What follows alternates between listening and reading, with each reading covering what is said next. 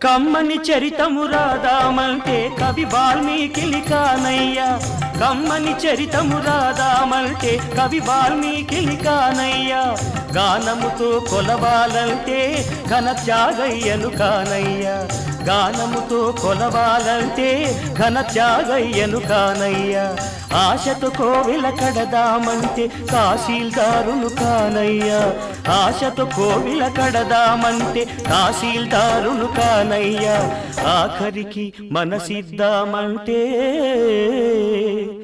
అది ఏనాడో నీదయ్యా. ఏమయ్యా ఏమయ్యా ఓ రామయ్యా, ఎలా సేవించాలయ్యా, నిన్ను ఏమని కీర్తించాలయ్యా, ఏమయ్యా ఓ రామయ్యా.